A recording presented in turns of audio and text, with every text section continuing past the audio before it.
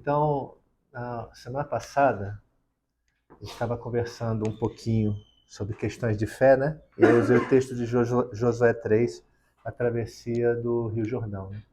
Eu expliquei que a palavra que aparece lá em Hebreus capítulo 11, verso 1, para falar sobre a certeza daquilo que você espera ou não vê, é hipóstase. Hipóstase é como se fosse um certificado de garantia dado pelo imperador romano aos soldados romanos, aonde se ele conseguisse sobreviver às campanhas que Roma fazia e ele voltasse à cidade de Roma, ele podia apresentar aquele certificado e aquilo garantiria para ele um soldo, aposentadoria, né?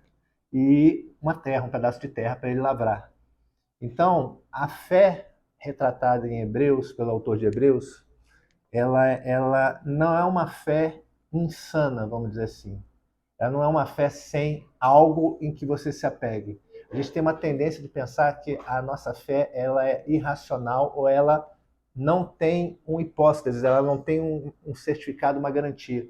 Esse certificado, essa garantia, ela vem a nós por uma palavra de Deus, pelo selo do Espírito Santo, ou pela palavra de Deus, por todas as promessas que Deus tem feito a nós. E foi justamente o que Josué tinha quando ele foi atravessar o Rio Jordão. Deus falou para ele: olha, eu vou ser contigo, você vai atravessar o Rio Jordão, né, e quando você chegar lá do outro lado, tudo aquilo que você fizer, eu vou te acompanhar. Então José tinha essa promessa, ele anuncia isso ao povo, só que vamos lá, Deus fala para ele que tem requisitos para que isso aconteça, que é ele se apegar à palavra, né, e praticar a palavra. Então ele manda a arca aí na frente, né, como representando a presença de Deus. Depois ele fala, olha, Deus está no meio de nós, ele anuncia isso para o povo. E quando ele tem uma direção de Deus para que quando ele pisasse, os levitas, desculpa, pisassem no leito do rio, o Jordão seria cortado e eles passariam a pé seco. E aí eu expliquei que ele pisa no rio e aqui diz que a água ela é parada na altura da cidade de Adã, né? E eles estavam cruzando em frente de Jericó. A Bíblia também é bem clara isso, né? Adã para Jericó são 27 quilômetros. Então, quando os levitas pisaram, imediatamente ele não viu a promessa que Deus tinha feito para ele se cumprir. Mas onde é que está a fé? A fé não está naquilo que você vê. É justamente a ligação dos dois passagens está nisso. Mas sim numa palavra ou numa promessa que você recebeu de Deus. Então eu não preciso ver para crer. A verdadeira fé é essa. Se ele recebeu uma palavra de Deus de que o rio se deteria, quando os levitas pisaram a planta dos pés no rio, imediatamente eles não viram. Mas ele tinha essa palavra de Deus firme no coração dele, né? E depois a água se escoou e eles passaram a pé seco. Foi basicamente isso. Não tem nada a ver com o que eu vou falar hoje, tá? Eu fiz só um resumo.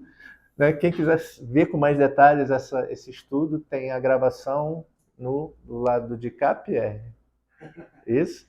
Então, o meu editor, ele vai colocar do lado de cá um card para a pregação de Josué 3, beleza? Mas o que eu queria falar hoje, irmãos, eu pensei em começar. Eu vou fazer um estudo de Jeremias, tá? Já estou adiantando isso aqui, falei isso também semana passada, mas ainda também não é hoje. Falei que seria essa semana, mas não é hoje não. Deus me incomodou hoje pela manhã para tratar com vocês uma questão ligada ao não é somente do sábado que a gente vai falar, mas tem a ver com o sábado, tem a ver com descanso em Deus. Eu já falei isso aqui antes, quando eu estava levando o estudo de Isaías, quando a gente chegou em Isaías 58. Né? Eu falei um pouquinho sobre isso. Eu vou voltar um pouquinho a Isaías. A gente pode até reler o 58, depois a gente vai ler o 66, o último capítulo de Isaías. Mas eu gostaria de começar não por Isaías, eu gostaria de começar por Marcos 2. Então, vai em Marcos 2, por favor, Pierre.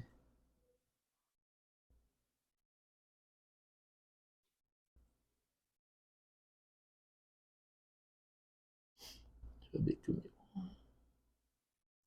Se tiver a versão Quara, né, ou revista atualizada, beleza.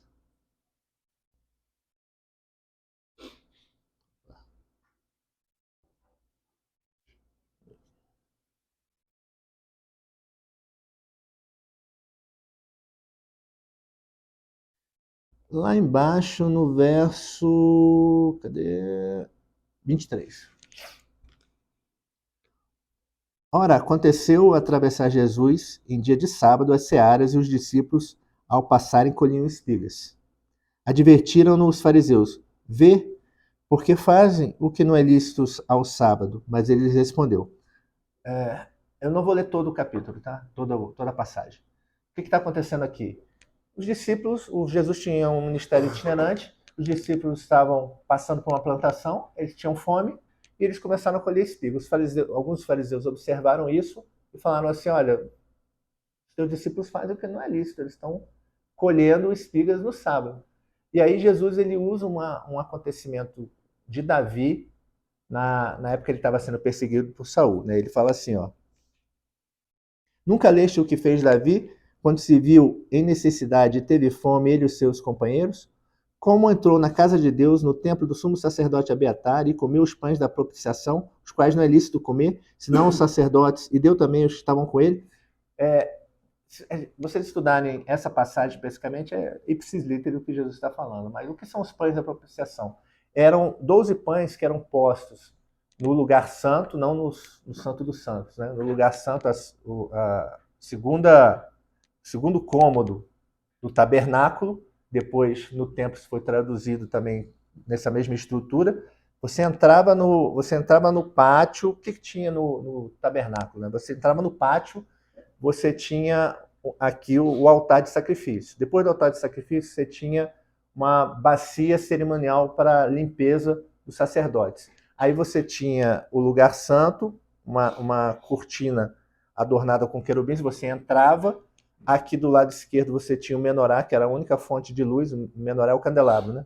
A única fonte de luz daquele espaço. E do lado de cá você tinha uma mesa, né? E essa mesa feita de ouro tinha 12 pães, cada pão representando uma tribo de Israel. E esse pão ele ficava ali durante uma semana e depois era consumido pelos sacerdotes.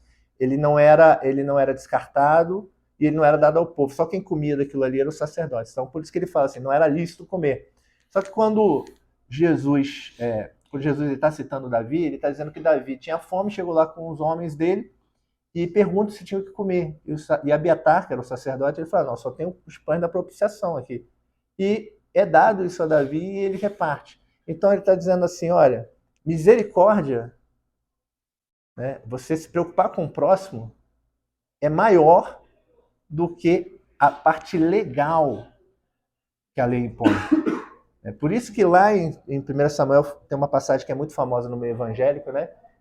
Onde Saul ele sacrifica animais a Deus e ele é repreendido por Samuel quando ele faz isso.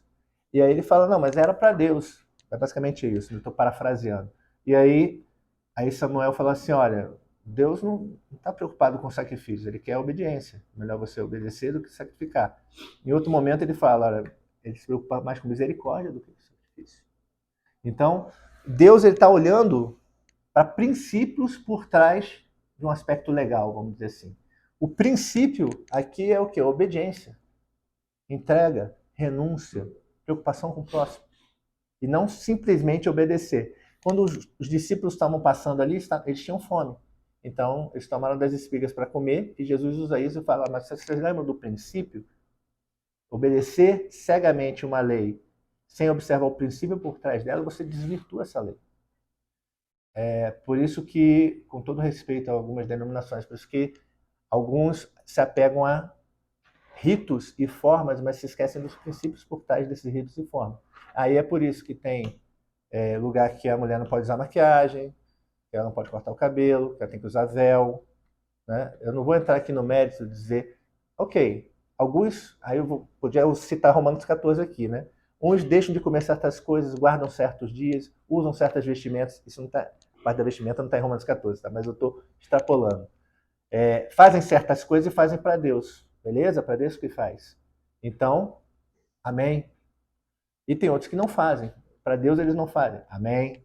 Agora, o que faz no critica o que não faz, o que não faz no critica o que faz. Mas qual é o princípio? Amor. Então, Jesus está falando assim, olha, vocês estão muito apegados à forma. Vocês estão esquecendo os princípios. Vai João 5 agora.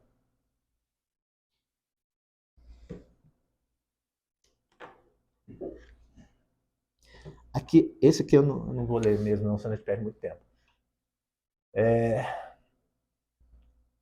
Jesus ele vai até um local que era um tanque de água chamado Betesda, onde essas águas eram agitadas por anjos, e aquele que entrava primeiro na água, ele era curado das suas enfermidades.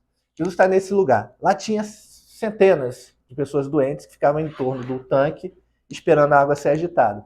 E aí Jesus olha para um homem, né? Ele tinha 38 anos que ele estava ali, e Jesus olha para ele e fala assim: você quer ser curado? Aí ele responde o que Jesus não perguntou. Né?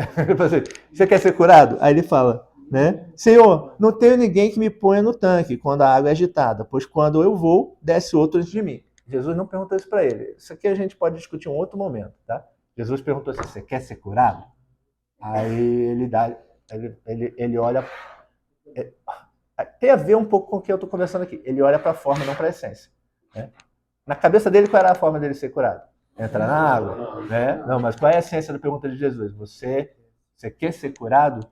Não, você tem instrumentos para ser curado? Você tem forma para ser curado? Você segue o caminho, o rito para ser curado? Não foi isso que Jesus perguntou.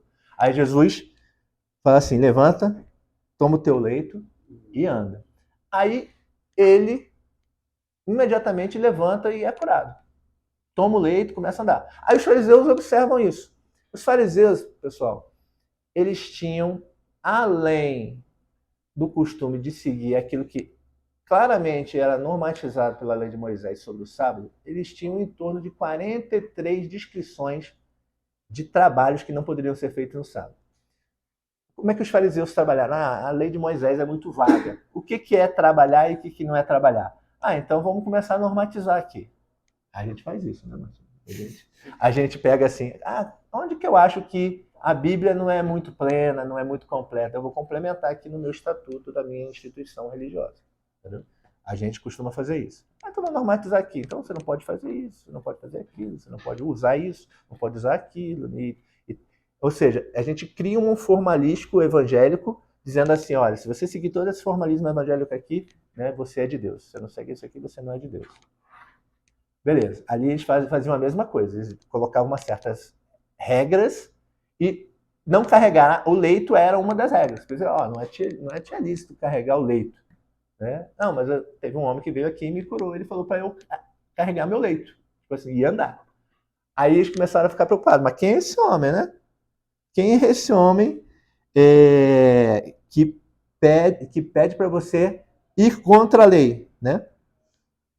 Aí Jesus ele, ele é interrogado em certo momento, o homem acaba, depois de várias conversas, né, dizendo quem era, eles chegam até Jesus, né?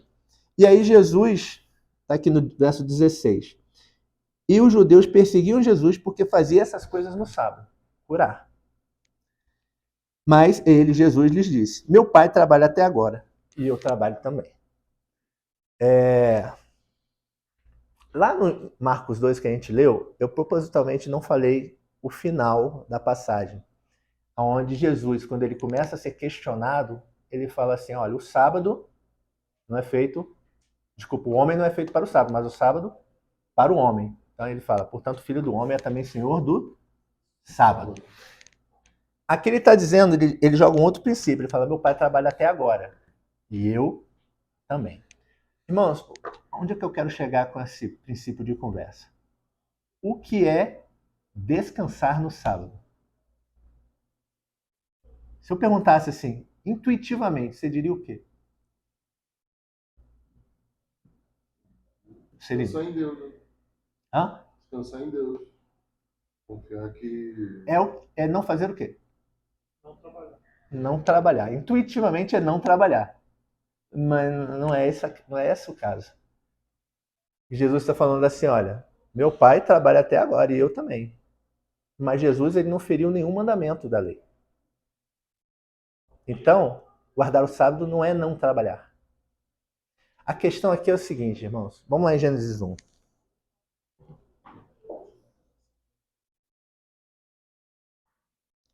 Desculpa, 2. Gênesis 2.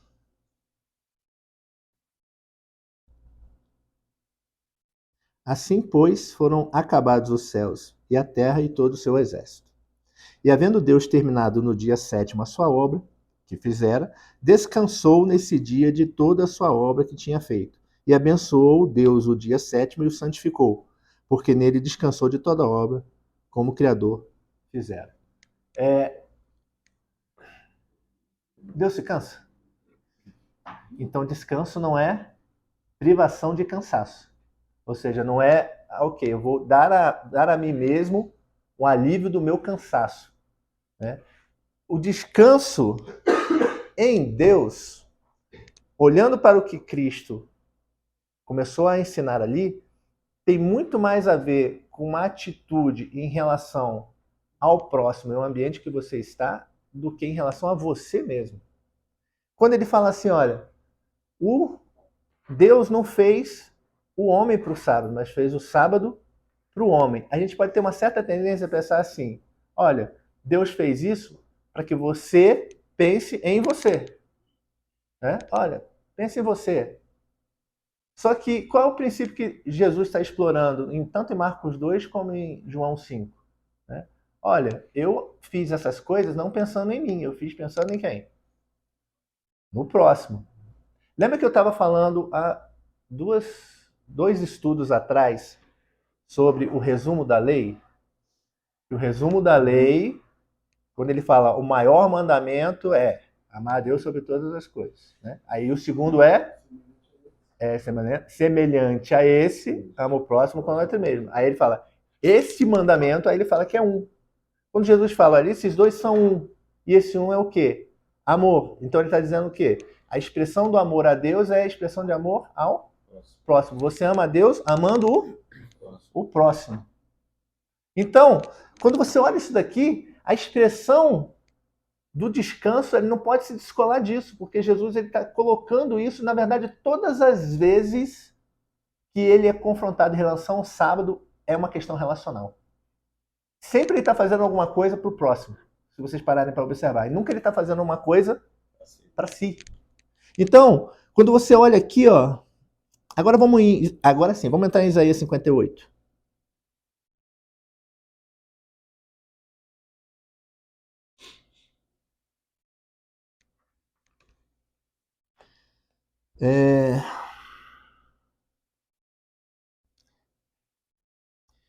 Isso que a gente discutiu bastante, acho que umas 2 semanas atrás, né?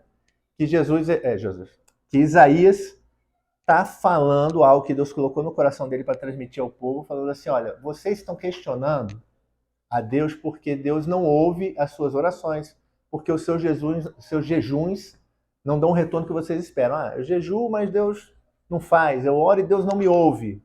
E aí, Isaías passa uma mensagem de Deus falando assim, olha só, por acaso esse é o jejum, né, que eu quero, né, que você fique aí com a cara desfalecida, vista pano de saco, joga cinza em cima de você, fique sem comer. Fala, não. Né? Você primeiro tem que chegar à tua natureza, né, desatar, né, as amarras que te prendem em relação ao teu pecado, e aí você vai conseguir desatar as amarras do teu próximo, e aí você vai agasalhar o que tem frio, aquele vai dar comida porque tem fome, vai dar bebida porque tem sede. Então ele fala assim, olha, jejum, o verdadeiro jejum, tem a ver com princípios e não com a forma. Vocês estão preocupando com a forma, estão esquecendo o princípio. Quando você olha para o sábado, os fariseus estavam preocupados com a forma, estavam esquecendo princípios. Só que aqui, isso aqui a gente não conversou na última vez que a gente estava conversando de Isaías 58. Se você for lá no verso... Cadê? 13.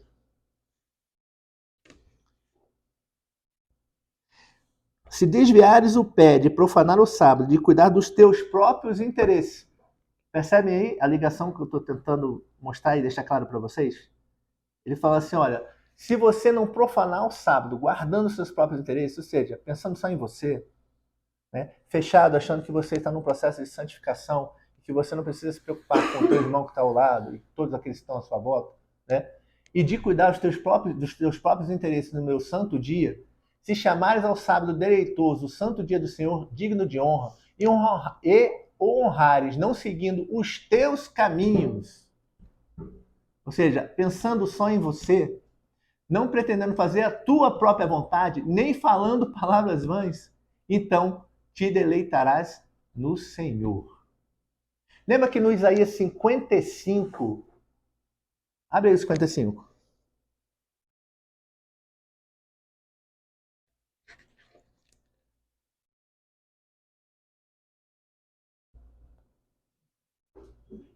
Desculpa, 56. 56. 2. Bem-aventurado o homem que faz isso, e o filho do homem que nisso se firma, que se guarda de profanar o sábado e guarda a sua mão de cometer algum mal. Não fale o estrangeiro que se houver chegado ao Senhor, dizendo: o Senhor, com efeito, me separará do seu povo. Nem tampouco diga o eunuco: eis que eu sou uma árvore seca. Porque assim diz o Senhor: aos eunucos que guardam os meus sábados, escolhe aquilo que me agrada e abraçam a minha aliança.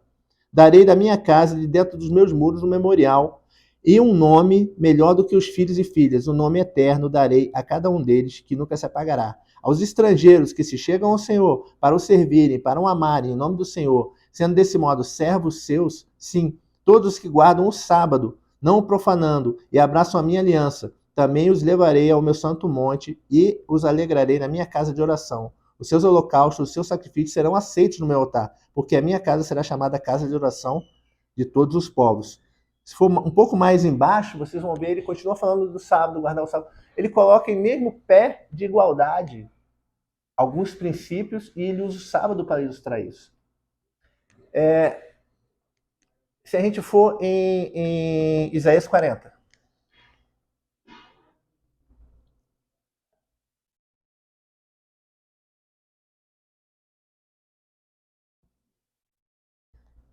É lá embaixo, acho que é no 27. Deixa eu ver se é isso mesmo.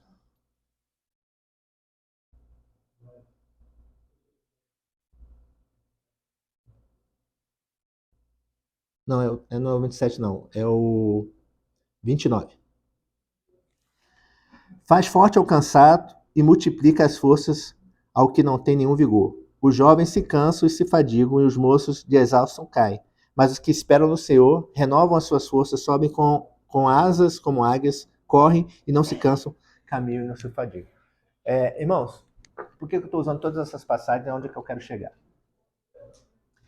A gente pensa que os mais maduros acabam pensando que guardar o sábado é separar o seu momento de integração, de consagração a Deus. Seja sábado ou não seja sábado, a questão aqui não é o dia, né? Vão ter certas denominações que vão realmente falar no sábado, né? Você separa o sábado, você não faz nenhum trabalho no sábado, por quê? Porque você vai consagrar teu viver, você vai guardar esse dia para ir ao templo, para praticar os ritos, etc, etc. Quando a gente olha todos os princípios por trás do sábado, a gente vê um Deus que está falando assim: olha, você que se sente estrangeiro, você que se sente fora do arraial, né? Se você separa a tua vida e guarda princípios que me são caros, olhando para o teu próximo, né? Eu te recebo no meu arraial. Você que não tem vida, você que é eunuco, né? Você que se sente seco, ele usa essa expressão em Isaías 58. Você que se sente seco, você acha que não tem herança, você não deixa herança, né? Você guarda os meus sábados, ou seja, você se deleita em mim, você pensa no teu próximo, você exerce misericórdia, eu te recebo no meu arraial. Quando Jesus fala assim, olha, o povo está com fome, né? E eu não vou saciar a fome deste povo, porque é sábado, né? Olha, o cara tá 38 anos enfermo, eu não vou curar a enfermidade dele porque é sábado, né? Não, eu me deleito no Senhor, né? E eu exerço misericórdia, eu penso no próximo, isso é o sábado. Por isso que ele chega num certo momento e ele fala assim: olha, o meu pai trabalha até agora. Mas Deus não descansou? E não entrou em descanso? E esse descanso não é reservado a nós? Então o que é o descanso? Porque em Hebreus ele fala isso. né, que existe ainda um descanso para o povo de Deus. E o que é o descanso? O descanso é não trabalhar? Então o descanso não tem a ver com não trabalhar, irmão. O descanso em Deus tem a ver com um propósito, com princípios. Quando Isaías ele fala assim, olha, aqueles que entendem e discernem os caminhos do Senhor, eles não se cansam. Vamos lá. Alguém está cansado agora? Eu estou fisicamente cansado. Lembra quando você... Abre aí 2 Coríntios, capítulo 4.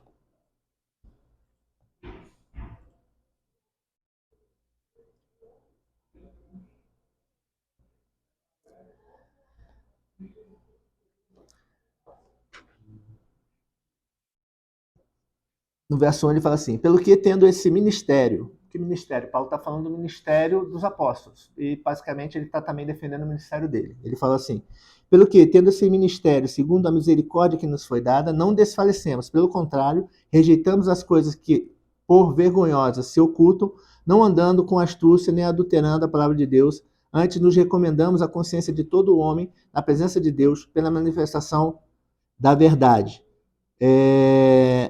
Cadê? Aí você for um pouco mais embaixo, verso 9. Não, 8. Em tudo somos atribulados, porém não angustiados. Perplexos, porém não desanimados. Perseguidos, porém não desamparados. Abatidos, porém não destruídos. Levando sempre no corpo o morrer de Jesus, para que também a sua vida se manifeste em nosso corpo. Porque nós que vivemos somos sempre entregues à morte por causa de Jesus, para que também a vida de Jesus se manifeste na nossa carne mortal. De modo que em nós opera a morte, mas em vós a vida. Tendo, porém, o mesmo espírito de fé, como está escrito. Eu criei, por isso é que falei. Também nós cremos, por isso também falamos. Sabendo que aquele que ressuscitou o Senhor Jesus, também nos ressuscitará com Jesus e nos apresentará convosco. Porque todas as coisas existem por amor de vós, para que a graça, multiplicando-se, torne abundante as ações de graças por meio de muitos, para a glória de Deus. Então ele está falando assim, olha, tudo aquilo que eu sofro na carne e tudo que eu porventura vier a sofrer na carne tem um princípio por trás e tem um propósito. Qual é o princípio? O amor e o sacrifício de Cristo na cruz que me leva adiante. E qual é o propósito? Vocês. Então ele está falando, vocês, Coríntios, vocês que leem essa carta, nós que estamos aqui hoje, né? Nós somos o propósito por trás do ministério de Paulo, que preferia, muitas vezes, morrer e estar com Cristo. Mas por que ele preferiu não morrer? Eu perguntei no sábado, na reunião de sábado, não sei para que eu perguntei, não sei se foi para um dos que estão aqui. Falei assim, não, foi para o Felipe. Falei assim, Felipe, você queria morrer? Agora? Aí ele fala, não. Eu falei, por que não? Aí, porque ele ficou meio assim, sem saber o que responder. Não, porque eu não quero essa vida aqui, né, com a minha família, tal, tal, tal. Eu falei, tá. A gente tem um pai que a gente diz que ama, mas que a gente nunca quer ver. A gente diz que ama Deus, mas na hora de passar por uma enfermidade, uma doença, uma luta, a primeira coisa que clama é Deus me livra disso aqui. Então, ok. Se for por um motivo egoísta, irmão, isso é pecado. Isso mostra que talvez seu coração esteja longe de Deus. Mas se for por um motivo altruísta, Paulo, né? Eu não quero morrer. Por quê? Por causa de mim? Não, porque por mim eu preferia morrer. Quando o Felipe, o garoto que eu falei que estava na nossa reunião lá, ele falou assim, não, por causa da minha família, isso daí é o altruísmo, não é o egoísmo. Né? Agora, quando a gente pensa em nós, mas é a minha vida, e as minhas coisas, e o meu querer, e o eu, e o eu, e o eu, e o eu. Quando a gente olha para o sábado de Deus, irmãos, é um momento que você para e contempla, e você se deleita e começa a depender de Deus. Vocês lembram em Êxodo 14, quando o povo começa a reclamar para Moisés, falando assim, olha, a gente está aqui e não tem comida. E foi para isso que você tirou a gente lá do Egito, né? Para morrer de fome no deserto? Aí Deus fala, por intermédio de Moisés, que ele vai mandar um maná. E ele fala assim, olha, vocês vão colher o maná todo dia. Vocês vão colher o maná para o teu dia, para a subsistência do teu dia. Né? Não guarda esse negócio para depois. E quando chegar na sexta, você vai colher o quê? Em dobro. Né? Irmãos, qual é o exercício que Deus está fazendo para aquele povo em relação ao maná? É o não trabalhar? É o quê? Dependência. Dependência. Olha, aprendam a depender de mim. Aprendam a depender de quem eu sou. Aprendam a se deleitar nas minhas promessas. Por que eu falei que tinha alguma ligação que eu ia conversar com hoje com a fé? Né? Deus fez promessas de quê? Por exemplo, quando Jesus falou assim, olha, você não tem que se preocupar com o que você vai comer, com o que você vai vestir. Né? Por quê? Porque, olha os pássaros, né? Eles não cegam nem ceifam, né? Mas Deus alimenta eles, né? Os pardais. Fala, olha, olha o lírio do campo, né? Eles se vestem com mais beleza do que Salomão em toda a sua glória. Então, vocês não valem mais do que pardais, do que a flor do campo, o lírio do campo? Então, o que Jesus está falando assim? Olha, eu prometo a vocês que Deus vai cuidar de vocês. Então, vocês têm que aprender a depender de Deus. Então, o princípio da dependência, né, é você acreditar que as promessas de Deus são verdadeiras. E quando você guarda o sábado, o que você está fazendo? Você está olhando para o teu próximo, exercendo misericórdia para o teu próximo, se deleitando e contemplando o quê? A promessa de Deus. Né? Deus fez a obra dele, ele para e se deleita nela. Ele fala assim, olha, guarde o meu sábado. Né? Mas ele faz a associação em Isaías. Né? Ele fala, guarde o meu sábado. Lembre-se do teu próximo. Guarde o meu sábado. Lembra do teu próximo. Lembra que eu falei que o amor de Deus se manifesta no amor ao próximo? Não tem como dizer que eu estou guardando o sábado para Deus e eu não estou investindo no próximo. Quando você, por exemplo, guarda o teu sábado para se deleitar em Deus e depender de Deus no meio da tua família, é investir no teu próximo mais próximo. É tua esposa, são seus filhos. Mas quando você fala assim, não, eu vou guardar este meu sábado, mais uma vez, sendo sábado ou não sendo sábado, tá? O teu sábado pode ser domingo, o teu sábado pode ser terça-feira, o teu sábado pode... Só que tem uma coisa a mais aí. Quando eu falo, o teu sábado pode ser terça, pode ser domingo, pode ser segunda. Vai Isaías 66.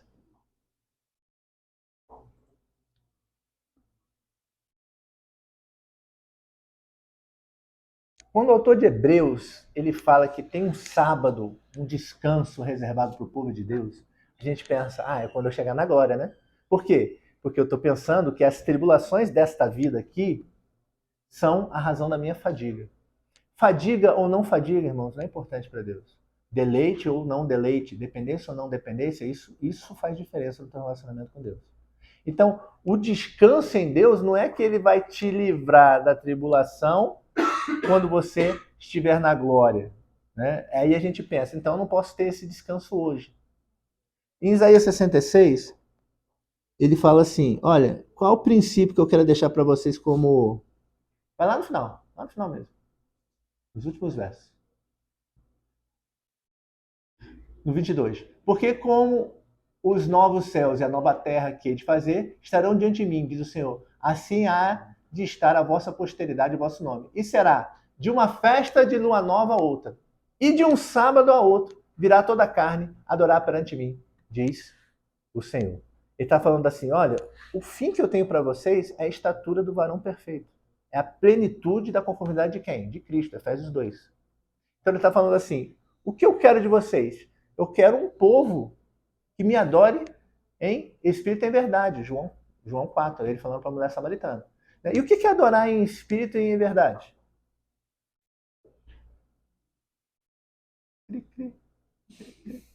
O que é adorar em espírito e em verdade?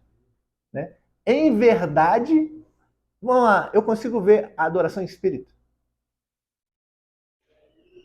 Visualizar. Lembra que eu falei que fé e obras são indissociáveis? Fé e obras são indissociáveis. Eu não posso... É a casadinha de Efésios 2 com de Tiago 2.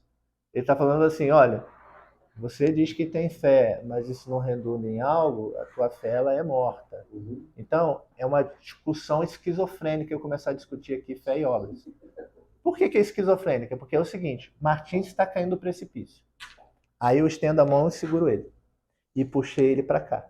Aí ele vai falar assim, poxa, quem te salvou, Martins? Aí ele fala, foi a mão do Coronel Dança. Entendeu? Foi a minha mão que te puxou ou foi o meu braço? Né? Não, foi a mão. Não, mas a mão puxaria sem o braço? O braço puxaria sem a mão? O que o Thiago está tentando dizer é o seguinte, cara, olha, essa discussão não faz sentido. Né? Boa fé leva a boas obras. O próprio Efésios 2 está falando. Em relação à questão de princípio de relacionamento com Deus via sábado, é você descansar em Deus, sabendo que Ele te chama para você ser um adorador em espírito e em verdade em todo o tempo, de sábado a sábado. Ele está falando assim, olha, o fim que eu quero para vocês não é que você guarde um dia. O fim que eu quero para vocês é que você descanse em mim, é que você entre no meu descanso. E isso pode significar, 2 Coríntios 4, que você vai ficar cansado, você vai ficar fatigado, que você vai ficar abatido, mas não vai esmorecer. Por isso que você vai redundar em quê? Isaías 40. Você vai correr e não vai se cansar. Qual é o problema da igreja moderna? Que está cansada, fatigada, porque ela está sem propósito, sem princípio. Então, irmãos, fazer religião é cansativo. Cumprir um cronograma é cansativo. Cumprir uma tabela é cansativo. Mas se você tem noção de princípio, cara, por que eu estou aqui? Eu estou aqui para amar a Deus. Como é que eu amo a Deus? Eu amo a Deus através do meu próximo. Então, como é que eu adoro a Deus? Em espírito e em verdade. Né? Ou seja, com princípios dentro de mim que se traduzem em verdade fora de mim. Caramba, quando eu faço isso, eu posso estar cansado, mas não fatigado. Aí eu entro no descanso de Deus. Então eu estou vivendo um sábado perpétuo. Eu estou vivendo um sábado perpétuo. Por quê? Porque eu descanso em Deus e dependo de Deus de sábado a sábado. Eu descanso. Na paz de esquecer do entendimento também. Uma paz de saber que está vivendo, na verdade, está externando, como fala, paz, esquecer do entendimento. Porque muitas vezes esse ativismo pode gerar uma falta de paz. Está fazendo ali com a minha própria força e não está. Uma das coisas mais difíceis que eu já fiz na vida, eu já falei isso aqui, deixo como exemplo, foi pastorear igrejas. Deus me deu a oportunidade de lançar as pedras fundamentais de 2 congregações institucionalizadas. E eu as pastoreei durante um tempo. Caramba, aquilo era muito fatigante para mim, muito cansativo. Por quê?